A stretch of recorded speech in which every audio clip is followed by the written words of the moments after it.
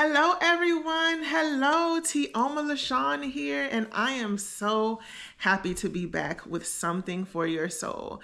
So, listen, I am excited to announce that I completed the faculty residency at Duke University, and so I had to take, a month and a half to just kind of finish things there and just wrap that up. And now that I have completed that, I am so excited to be back with you all for something for your body and something for your soul, the series.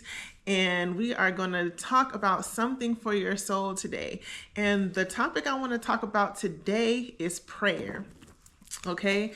And I was reminded about a sermon that I preached maybe 8 years ago now, and it was about prayer, and it was called Getting to the Win.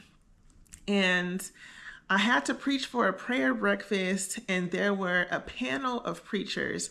And I remember while we were eating, one of the preachers asked me, "What's your topic about? What are you preaching about?" And I looked and I said, "Prayer." We're at a prayer breakfast. So naturally, I chose to preach about prayer. And so it was just funny to me in that moment that question would be asked, "What are you preaching about?" We're at a prayer breakfast, but that's neither here nor there. So my topic that day, and I just want to share just a little bit of what I remember that day, was getting to the win.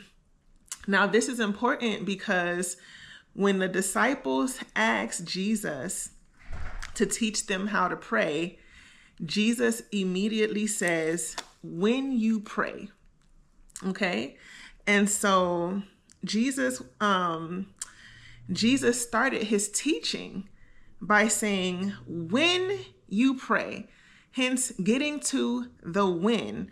So Jesus by starting his teaching that way, Jesus implies that there is no if. He didn't start by saying, "If you pray," because that would have assumed that praying was optional. But rather, Jesus declared that when you pray, automatically implying that prayer is necessary. So he didn't go into teaching about any of the reasons that someone might pray. Like, you should pray if this occurs, or you should pray if that occurs, or when this happens, you should pray, or if this happens, you should pray. Because the if didn't matter.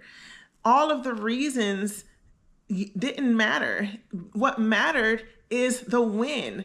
Making sure that you prayed. So getting to the win, which is why he started, "When you pray, this is how you pray." So the important part here for us to remember is that we have to get to the win. So many times, I think we talk about things that we want to see change. We talk about it to ourselves. We have conversations in our own minds. We talk to our friends. We talk to our girlfriends. We talk to our husbands. We talk to our wives. We talk to our sisters. We talk to our pastor. We talk to our mentors. We talk to the people that are around us. And we're talking about all these things that might be going on in our lives. But sometimes we have to stop talking about those things just to everybody else and actually spend that time in prayer, get to the win, and talk about our concerns, talk about our desires,